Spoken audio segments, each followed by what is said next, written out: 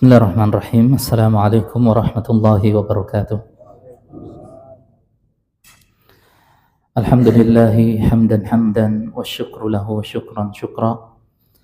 Wassalatu wassalamu al-atammani al-akmalani ala Muhammadin wa ala alihi wa ashabihi wa man tabi'ahum bi ihsanin ila yaumiddin wa ba'd. Hadirin ma'asyiral muslimin yang semoga dirahmati oleh Allah Subhanahu wa taala.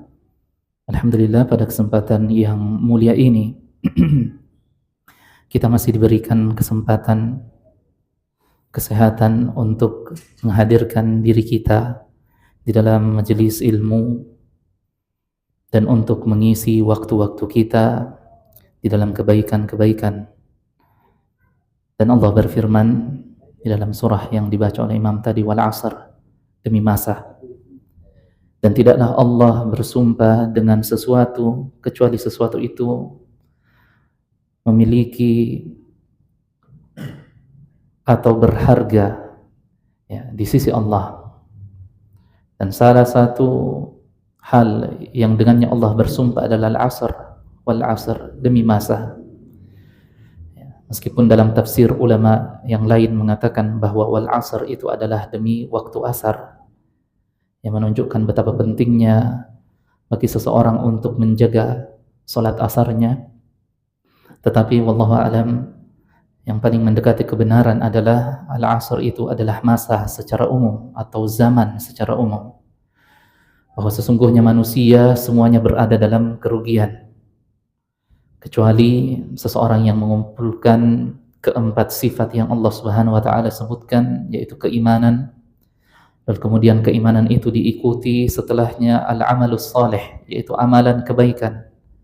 Lalu kemudian setelahnya diikutkan saling nasihat menasihati dan saling menyabarkan di antara sesama kaum muslimin.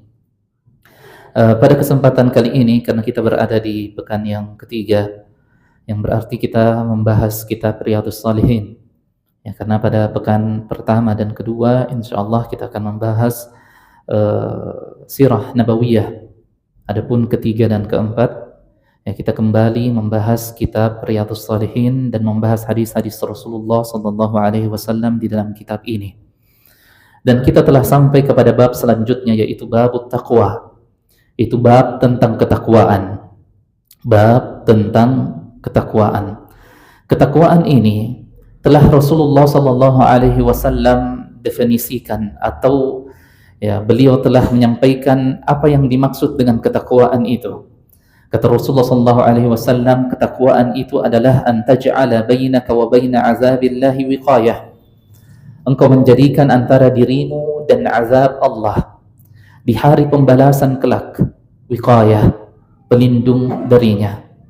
Lalu kemudian dari sabda Rasulullah tersebut, para ulama pun menafsirkan apa yang dimaksud dengan ketakwaan itu dengan beberapa tafsiran.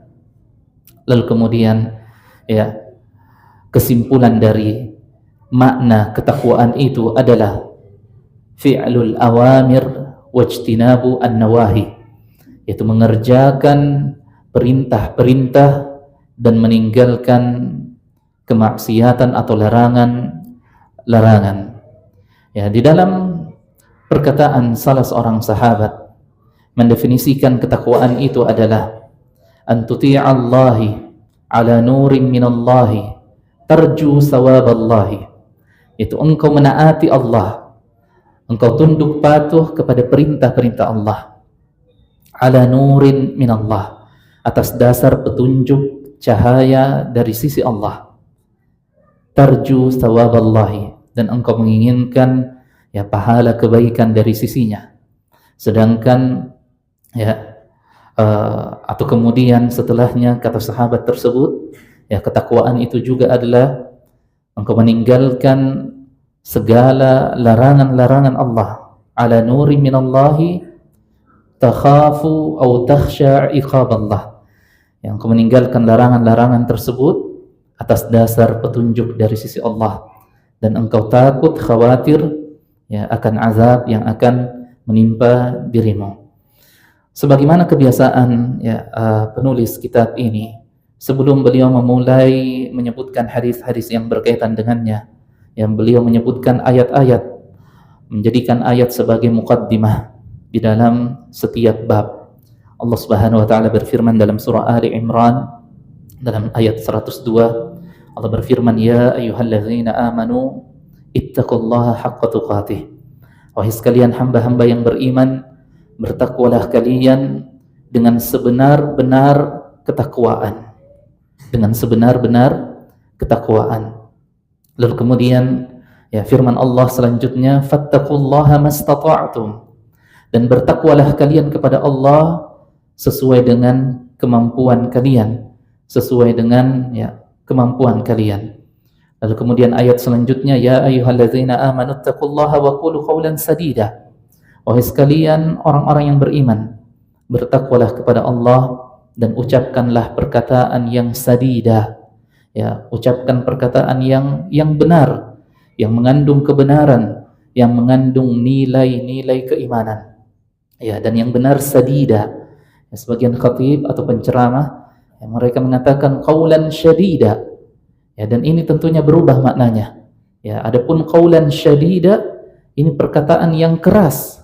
Ya, dan Allah tidak memerintahkan ya, di dalam syariatnya ketika kita menyampaikan nasihat atau kebenaran, ya, menyampaikannya dengan qaulan syadida, ya, perkataan yang keras, ya. Tetapi yang benar adalah qaulan sadida. Ya. Sebagaimana juga ya sebagian khatib atau penceramah ketika memulai ceramahnya, ya, mereka mengatakan wassalatu wassalamu ala asrafi khalqillah. Ya, padahal yang benar adalah asyraf khalqillah. Salam dan salawat senantiasa tercurahkan kepada asyraf, ya, pakai shin. Ya, asyraf itu yang paling mulia, makhluk yang paling mulia yang Allah Subhanahu wa taala ciptakan di atas dunia ini, yaitu Rasulullah. Tapi ketika diubah menjadi asraf, ya, dan asraf berarti orang yang paling boros, ya, orang yang paling menyanyiakan harta, tidak memanfaatkan hartanya dengan sebaik-baiknya. Dan tentu Rasulullah SAW tidak seperti itu. Ya, lalu kemudian ayat selanjutnya Allah berfirman, wa may yattaqillaha yaj'al lahu makhraja wa yarzuqhu min haitsu la yahtasib. Dan barang siapa yang bertakwa kepada Allah, niscaya Allah Subhanahu wa taala akan memberikan kepadanya jalan keluar. Wa yarzuqhu min haitsu la yahtasib. Dan Allah berikan rezeki kepadanya dari arah yang tidak pernah ia sangka sebelumnya, bahwa rezeki tersebut atau jalan keluar tersebut datang dari arah tersebut. Kemudian ayat yang terakhir yang beliau sebutkan yaitu ya ayyuhalladzina amanu in tattaqullaha. Wahai sekalian orang-orang yang beriman, jika kalian bertakwa kepada Allah, yaj'al lakum furqana. Niscaya Allah akan memberikan kepada kalian furqana. Dan furqana ini adalah merupakan hidayah yang membuat seseorang bisa mengenali al-haq wal batil, kebaikan dan kebatilan, yang dengannya ia berjalan menuju atau berada di atas cahaya ilahi, cahaya dan petunjuk Allah Subhanahu wa taala menuju kepadanya. Lalu kemudian wa yukaffir ankum sayyi'atikum, dan dengan ketakwaan kalian tersebut Allah Subhanahu wa taala akan mengampuni dosa-dosa kecil kalian, wa yaghfir lakum, dan begitu pula dosa-dosa besar kalian Allah pun akan mengampuninya. Wallahu dzul fadlil azim, dan Allah lah yang memiliki keutamaan yang paling besar atau yang paling mulia. Kita mulai dari ayat yang pertama dan kedua.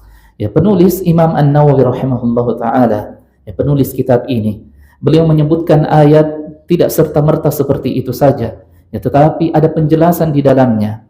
Maka kata para ulama, ya, beliau menyebutkan dua ayat yang berhubungan. Yang pertama adalah ya ayyuhalladzina amanu taqullaha haqqa tuqatih. Wahai sekalian hamba-hamba yang beriman, bertakwalah kalian dengan sebenar-benarnya ketakwaan. Lalu kemudian kita bertanya, apa yang dimaksud dengan sebenar-benarnya ketakwaan? Apa yang dimaksud dengan hakikat ketakwaan? Maka firman Allah yang lainnya menafsirkan ayat ini, dan ini derajat tafsir yang paling tinggi. Ya, ketika seseorang hendak menafsirkan Al-Quran, maka ada beberapa metode atau cara. Metode yang paling tinggi derajatnya dan yang paling benar adalah menafsirkan Al-Quran dengan Al-Quran itu sendiri, menafsirkan ayat Al-Quran dengan ayat Al-Quran yang lainnya, sebagaimana firman Allah di ayat ini, ya ayyuhalladzina amanu taqullaha haqqa tuqatih. Ya, wahai sekalian hamba-hamba yang beriman, bertakwalah kalian dengan sebenar-benar keimanan atau ketakwaan. Lalu kemudian di mana tafsirnya? Di firman Allah selanjutnya di dalam kitab ini, yaitu fattaqullaha mastata'tum, yaitu bertakwalah kalian sesuai dengan kemampuan dan kekuatan kalian. Ya, sehingga kata para ulama, sebenar-benar ketakwaan atau hakikat dari ketakwaan seseorang adalah ia bertakwa kepada Allah sesuai dengan kesanggupannya, sesuai dengan kemampuannya. Dan ini bukan berarti seseorang memudah-mudahkan dirinya di dalam melanggar syariat atau memudah-mudahkan dirinya di dalam meninggalkan kewajibannya, tidak seperti itu. Tetapi ia diminta untuk berusaha sekuat tenaganya, sekuat kemampuannya untuk melaksanakan kewajibannya sebagai seorang mukmin. Dan ini senada dengan sabda Rasulullah SAW, "Shalli qa'iman." Salatlah kalian dalam keadaan berdiri. Dalam keadaan berdiri. Fa in lam tastati' fa qa'ida. Jika kalian tidak sanggup, maka duduklah kalian. Fa in lam tastati' fa 'ala jambin. Dan jika kalian tidak sanggup salat duduk, maka ya hendaknya kalian berbaring dan tetap ya melaksanakan salat.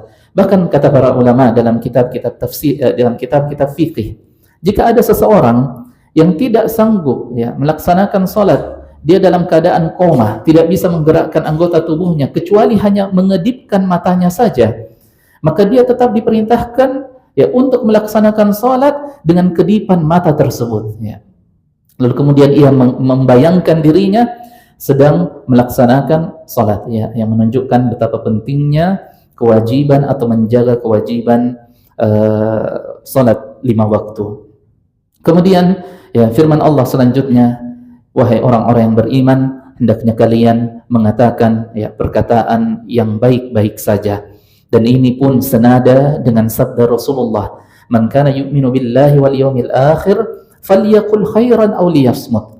Barang siapa yang beriman ya kepada Allah dan hari pembalasan, ia meyakini dengan seyakin-yakinnya, dengan sepenuh keimanannya bahwa akan ada hari pembalasan nantinya.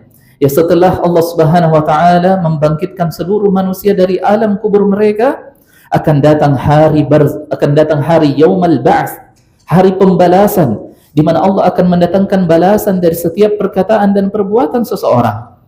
Rasulullah mengatakan, barang siapa yang beriman terhadap hari pembalasan itu, falyakul khairan, hendaknya ia mengucapkan perkataan yang baik-baik saja, aw liyasmut, atau jika ia tidak sanggup, hendaknya ia diam saja. Dan Mu'adz bin Jabal radhiyallahu anhu pernah bertanya kepada Rasulullah sallallahu alaihi wasallam bahwa apakah seseorang itu akan ya dibalas oleh Allah atas ucapannya. Maka kata Rasulullah, ya sakilatka ummuka ya Mu'adz, ya sungguh engkau kehilangan ibumu wahai Mu'adz. Ya, ini perkataan yang menunjukkan teguran kepada seseorang. Ya, kata Rasulullah, fahal yukabbu al-insanu atau al-'abdu atau kama qala. Ya, dan tidaklah seseorang itu ya dicampakkan masuk ke dalam neraka ya ala manakhirihim, dalam keadaan ya wajah mereka itu berada di bawah ya. Jadi mereka diseret masuk ke dalam neraka ya dalam keadaan wajah mereka yang berada di bawah, dan mereka diseret masuk ke dalam neraka. Kata Rasulullah, illa hasaidu alsinatihim, kecuali sebabnya adalah karena hasil yang ia panen dari perkataan dan ucapannya selama ia hidup. Lalu kemudian Allah berfirman setelahnya, barang siapa yang bertakwa kepada Allah, niscaya Allah akan memberikan kepadanya jalan keluar. Ya, dan ini merupakan ayat yang menjadi penghibur bagi orang-orang yang sedang mengalami ujian kehidupan, musibah kehidupan. Ya, dan dia mencari jalan keluar ya pada jalan-jalan yang bahkan diharamkan oleh Allah. Ia merasa bahwasanya jalan keluar dari permasalahannya adalah dengan memenuhi panggilan hawa nafsunya. Akan tetapi justru ya ketika ia memenuhi panggilan-panggilan syaitan, justru itu semakin membuat ia terperosok masuk ke dalam lubang ya yang dipenuhi dengan kegelapan, masuk ke dalam jeratan-jeratan syaitan. Padahal Allah Subhanahu wa taala yang tidak pernah melanggar janjinya, yang tidak pernah mengatakan perkataan yang dusta, telah mengabarkan kepada kita semua, barang siapa yang bertakwa kepada Allah, niscaya Allah akan memberikan jalan keluarnya. Sebesar ketakwaan seseorang itu, maka sebesar itu pula lah jalan keluar yang Allah siapkan bagi orang-orang yang mengalami ujian dalam kehidupannya. Kemudian ayat selanjutnya, seseorang yang menginginkan hidayah di dalam dirinya, dan hidayah ini terbagi menjadi dua, hidayatut taufiq dan hidayatut al-irsyad, yaitu hidayah berupa ya penjelasan-penjelasan tentang agama ini yang kita dengarkan, ya, ayat-ayat yang kita dengarkan, hadis-hadis yang kita dengarkan, itu adalah hidayah yang dinamakan dengan hidayatul irsyad atau hidayatul bayan. Hidayah yang sampai kepada kita dengan wasilah kita mendengarkan nasihat-nasihat. Tetapi apakah cukup sampai di situ? Tidak. Ada setelahnya yang dinamakan hidayatut taufiq, yaitu hidayah berupa taufik oleh Allah Subhanahu wa taala, yang dimana Allah memberikan hidayah tersebut lalu kemudian ia bisa berubah menjadi seorang hamba yang jauh lebih baik. Ya, dan banyak manusia yang hanya mendengarkan saja hidayatul al-bayan, tetapi mereka belum sampai kepada hidayatul al-taufiq, yaitu hidayah berupa taufik dari sisi Allah. Ya, dan itu membutuhkan perjuangan dan ketulusan di dalam mencari hidayah tersebut. Ketika seseorang menginginkan hidayah itu dan kekuatan iman tersebut, hendaknya ia mulai melihat ke dalam hatinya, seberapa besar ketakwaan ia kepada Allah, seberapa besar rasa takut ia kepada Allah. Karena Allah mengatakan, ya ayyuhalladzina amanu, wahai sekalian hamba-hamba yang beriman, in tattaqullaha, jika kalian seandainya bertakwa kepada Allah, takut kepadanya, mengamalkan kewajiban-kewajiban kalian, dan meninggalkan larangan-larangan yang telah Allah Subhanahu wa taala haramkan atas kalian, yaj'al lakum furqana, niscaya Allah akan memberikan al-furqan, yaitu hidayah yang dengannya seseorang bisa membedakan ya antara jalan kebatilan dan jalan kebaikan, jalan yang membawa seseorang menuju kepada keridhaan Allah, dan jalan yang membawa seseorang menuju kepada neraka Jahannam. Tidak hanya itu, Allah mengatakan yukaffir ankum sayyiatikum, ya bahkan dosa-dosa kalian pun akan Allah ampuni ketika kalian melaksanakan kewajiban-kewajiban kalian, ketika kalian melaksanakan ibadah-ibadah yang telah Allah syariatkan. Ya, tentang salat 5 waktu, Rasulullah SAW mengatakan ya kepada para sahabatnya, afara'aitum law anna bi babi ahadikum nahran yaghtasilu minhu 5 marratin fi kulli yawmin wa laylah hal yabqa min daranihi syai'. Kata Rasulullah, bagaimanakah pendapat kalian seandainya di depan pintu rumah kalian terdapat sungai yang mengalir, lalu kemudian ia mandi di sungai tersebut sebanyak 5 kali dalam sehari semalam, hal yabqa min daranihi syai', apakah akan tersisa kotoran pada tubuhnya? Para sahabat mengatakan, la yabqa min daranihi syai', bahwa tidak lagi tersisa wahai Rasulullah, ia akan menjadi ya seorang yang bersih dari kotoran. Kata Rasulullah, fadzalika mislu salawatil khams yamhullahu bihinna al-khataya. Dan seperti itulah permisalan salat 5 waktu yang ketika seorang hamba menjaganya, yamhullahu bihinna al-khataya, niscaya Allah Subhanahu wa taala akan menghapuskan dengan salat-salat tersebut dosa-dosa yang telah ia lakukan. Hadirin ma'asyiral muslimin rahimakumullah. Kita masuk kepada hadis yang pertama. Itu hadis yang diriwayatkan oleh Abu Hurairah radhiyallahu anhu. Ya. Beliau mengatakan, qila ya Rasulullah, man akramun nas?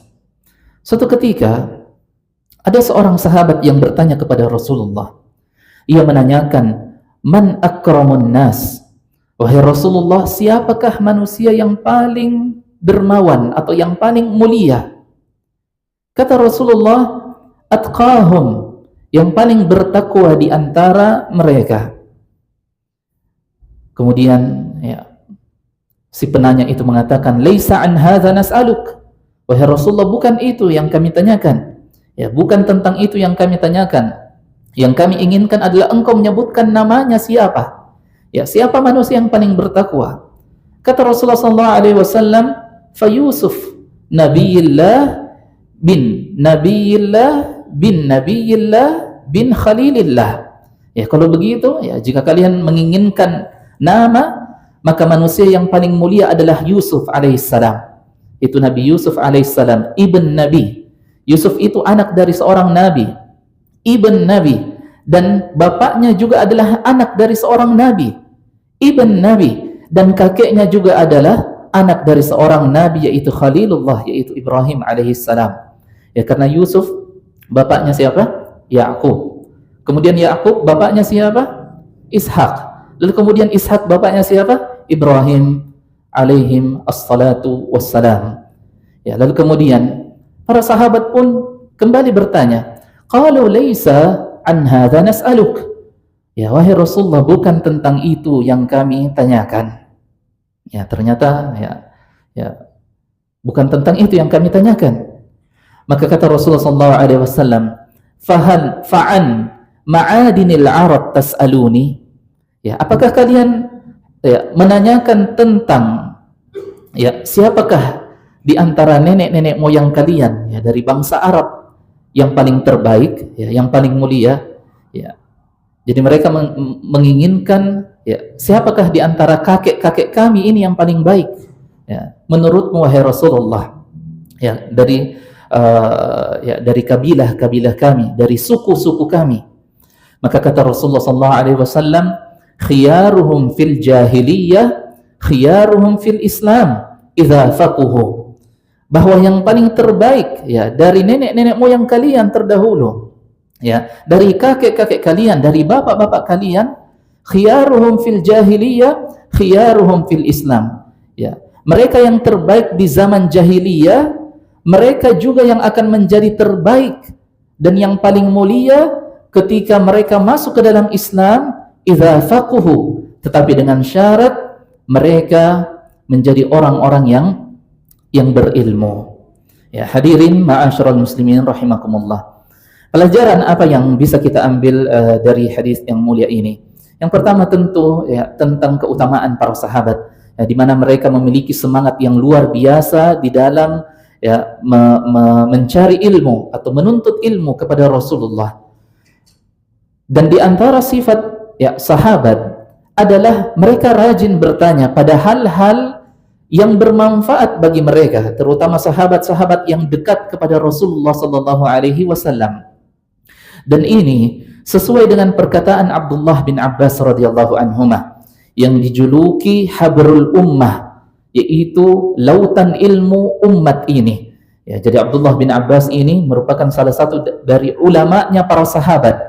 Meskipun beliau masih muda, masih kecil, di saat Rasulullah wafat, tetapi itu tidak menghalangi beliau untuk menuntut ilmu hingga beliau menjadi habrul ummah, yaitu lautan ilmu untuk umat ini. Bahkan beliau menjadi sahabat rujukan ketika sahabat-sahabat lainnya menginginkan jawaban dari pertanyaan mereka, mereka datang kepada Abdullah bin Abbas mempertanyakan apa yang hendak mereka tanyakan.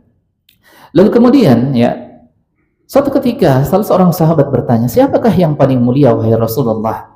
Siapakah yang paling mulia di antara kami?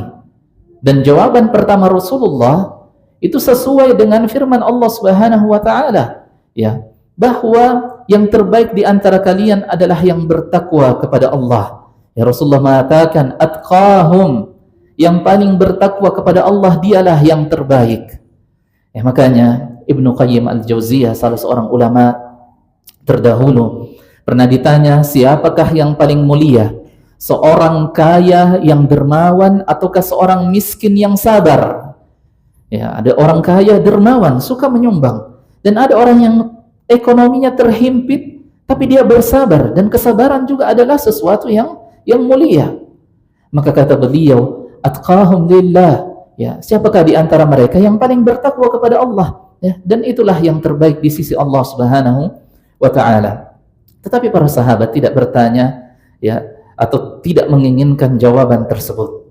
Ya, maka Rasulullah pun menjawab dengan jawaban beliau yang kedua, yaitu Yusuf alaihissalam. Ya, Nabi Yusuf alaihissalam, seorang nabi yang namanya diabadikan di dalam Al-Quran, yang Al-Quran menceritakan kisahnya secara lengkap, dan tidak ada kisah yang diceritakan secara lengkap di dalam Al-Quran selengkap kisahnya Nabi Yusuf alaihissalam.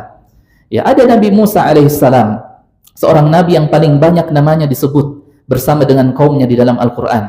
Ya, tetapi kisah beliau berpencar-pencar ya di dalam setiap surah. Ya, hanya ya sedikit saja yang diceritakan, tidak selengkap kisahnya Nabi Yusuf.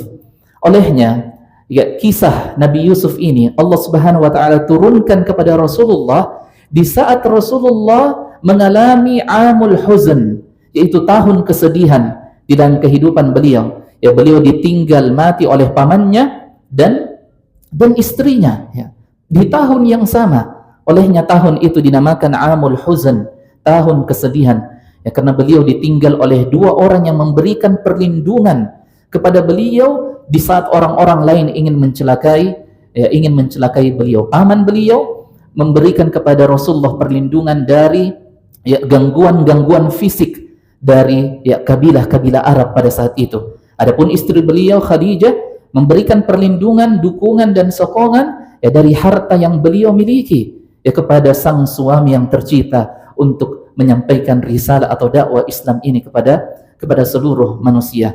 Ya, di saat tidak ada orang yang mempercayai Rasulullah SAW, di saat Rasulullah mengalami ketakutan yang luar biasa, ketika Jibril alaihissalam datang kepada beliau membawa wahyu yang pertama, ya beliau pulang dalam keadaan bergemetar, dalam keadaan takut. Lalu kemudian datanglah istri beliau yang memberikan selimut kepada beliau dan memberikan kalimat-kalimat yang menyemangati beliau.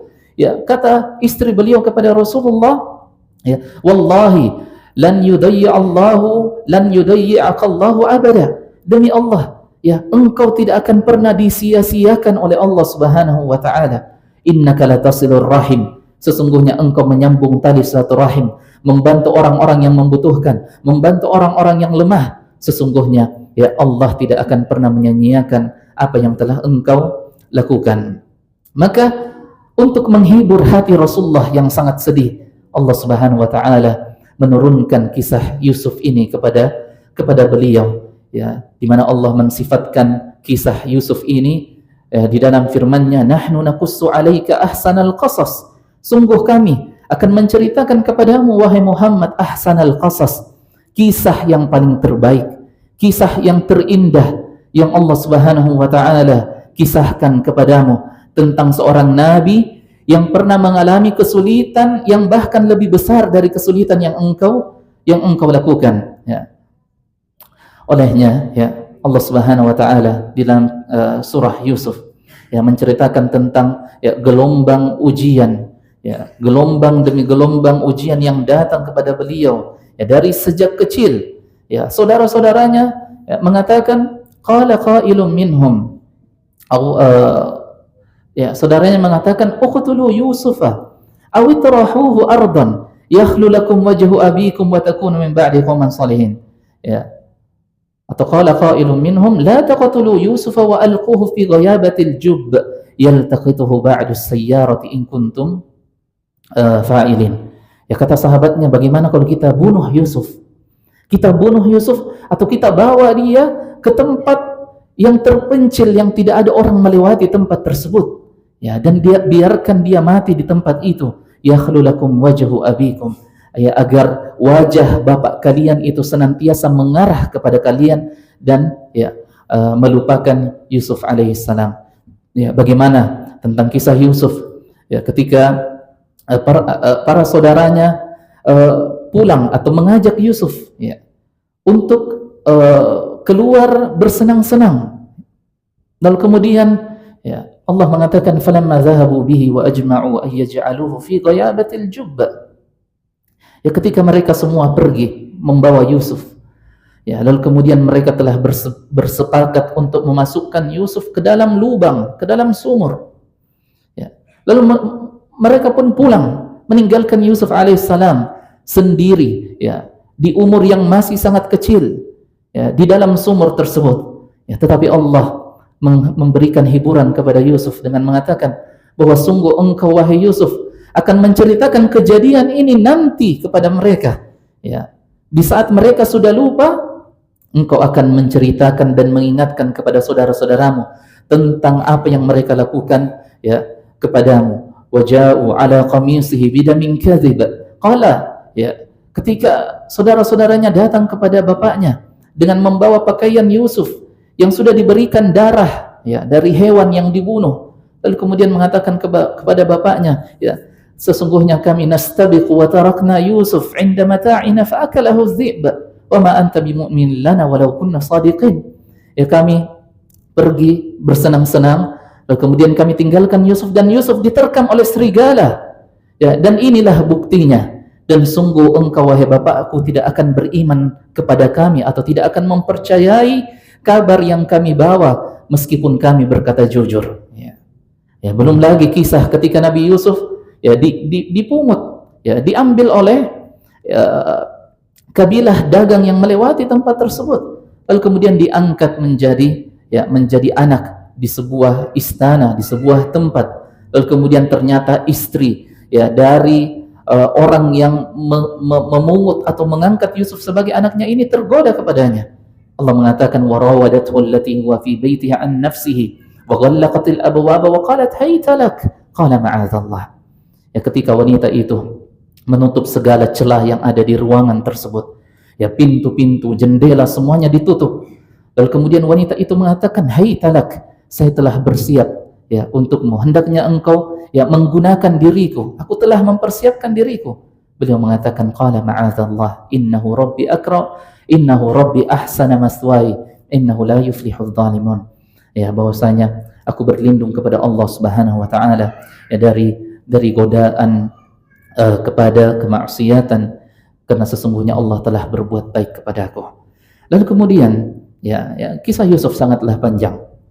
Maka Rasulullah menjawab, Yusuf alaihissalam adalah manusia yang paling mulia karena beliau adalah anak dari seorang nabi, dan bapak beliau sampai kepada Ibrahim alaihissalam pun adalah seorang nabi. Dan sebenarnya Rasulullah sallallahu alaihi wasallam pun ya nasab beliau ya sampai kepada Nabi Ismail alaihi assalam ya. Dan ini kembali kepada pelajaran sirah atau sejarah tentang asal muasal atau asal usul bangsa Arab. Kemudian ya para sahabat mengatakan, bukan itu yang kami tanyakan wahai Rasulullah. Maka kata Rasulullah, fahal aw fa'an ma'adini al-arab tas'aluni, apakah tentang bapak-bapak kalian, ya kakek-kakek kalian, nenek moyang kalian dari bangsa Arab yang kalian tanyakan? Ya, maka kata Rasulullah, khiyaruhum fil jahiliyah khiyaruhum fil Islam idza faquhu. Mereka ya jika mereka menjadi orang-orang yang dermawan, orang-orang yang baik, orang-orang yang memiliki kehormatan yang ditinggikan oleh kaumnya di zaman jahiliyah sebelum Islam datang, maka niscaya ketika mereka masuk ke dalam Islam, mereka tetap memiliki kehormatan tersebut. Mereka tetap akan dihormati oleh orang-orang. Mereka akan tetap diberikan ya sesuai dengan ya keagungan yang mereka miliki ketika mereka berada di zaman jahiliyah.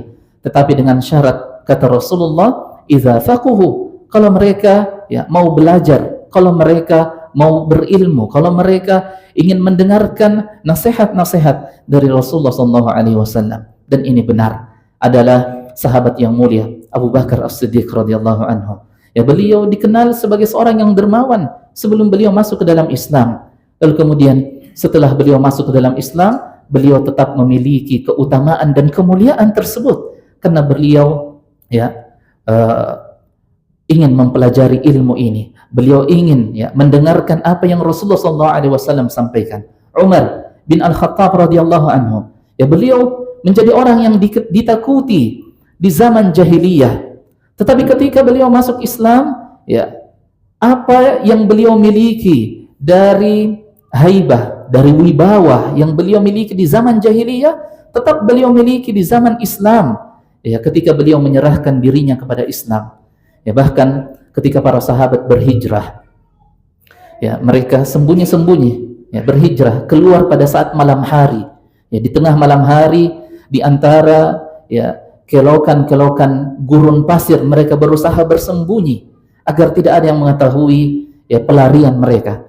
Kecuali Umar bin Khattab radhiyallahu anhu, ya, beliau berdiri dengan tegap dan gagah mengumpulkan ya pembesar-pembesar Arab pada saat itu. Lalu kemudian mengatakan kepada mereka secara lantang, sesungguhnya saya akan berhijrah pada hari ini. Barang siapa yang istrinya mau menjadi janda dan anaknya mau menjadi yatim, maka hendaknya dia menghalangiku dari berhijrah ke kota Madinah. Utsman bin Affan radhiyallahu anhu, beliau terkenal dengan kedermawanannya. Ya, beliau senang membantu orang-orang di zaman jahiliyah. Ketika beliau masuk ke dalam Islam, ya beliau tetap memiliki sifat kedermawanan tersebut dan beliau tetap menjadi orang yang dimuliakan. Ali bin Abi Thalib, ya, seorang sahabat yang memiliki keberanian yang luar biasa. Ya, ketika beliau masuk ke dalam Islam, beliau tetap memiliki keberanian tersebut. Ya, sampai keberaniannya membuat beliau sanggup menggantikan Rasulullah ya di dalam rumahnya agar Rasulullah bisa keluar dari rumahnya berhijrah bersama dengan Abu Bakar. Ya, di malam itu ya kabilah-kabilah Arab telah bersepakat bahwa Muhammad harus dibunuh dan harus dibunuh malam ini. Maka bersepakatlah mereka dan setiap kabilah atau suku mengirimkan satu anak muda ya dengan membawa pedang atau tombaknya untuk membunuh Rasulullah dengan satu kali pukulan secara bersamaan. Ya. Maka datanglah sahabat Ali bin Abi Thalib menawarkan dirinya untuk menggantikan Rasulullah ya berbaring di atas tempat tidurnya. Maka datanglah para pemuda yang hendak membunuh Rasulullah. Ya. Yang ya dengan takdir Allah ya ketika mereka hendak memukul ya mereka buka dulu. Mereka buka selimutnya yang ternyata yang berbaring di atas kasur tersebut adalah Ali bin Abi Thalib. Ya, ini menunjukkan keberanian. Seandainya mereka tidak membuka ya selimut tersebut dan mereka langsung membunuh ya orang yang berada di atas kasur itu, maka yang terbunuh adalah Ali bin Abi Thalib, ya Abdurrahman bin Auf, Khalid bin Walid yang dulu pernah memerangi Islam, tapi setelah ia masuk ke dalam Islam, ya ia pun memberikan sumbangsi yang besar ya kepada Islam. Abu Sufyan yang menjadi salah satu ya kekuatan dari orang-orang musyrik ya di zaman jahiliyah atau di zaman ketika beliau belum masuk ke dalam Islam. Tapi ketika beliau masuk ke dalam Islam, ya beliau menjadi seorang panglima perang yang ya menjadi pembela dari agama Allah yang mulia ini. Hadirin yang semua dirahmati oleh Allah Subhanahu wa taala. Ya, mungkin saya cukupkan sampai di sini ya, sisa 5 menit sebelum azan Isya. Saya harus ke masjid kampus di Unismu karena masih ada halaqah talaqi kitab bersama dengan mahasiswa-mahasiswa. Jadi saya harus sholat di sana ya, karena gerbangnya akan ditutup sebelum azan Isya ya, dan tidak boleh masuk lagi orang kalau gerbang sudah ditutup. Ya, semoga bermanfaat untuk kita semua. Subhanakallahumma bihamdik asyhadu an la ilaha illa anta astaghfiruka wa atubu ilaik. Assalamualaikum warahmatullahi wabarakatuh.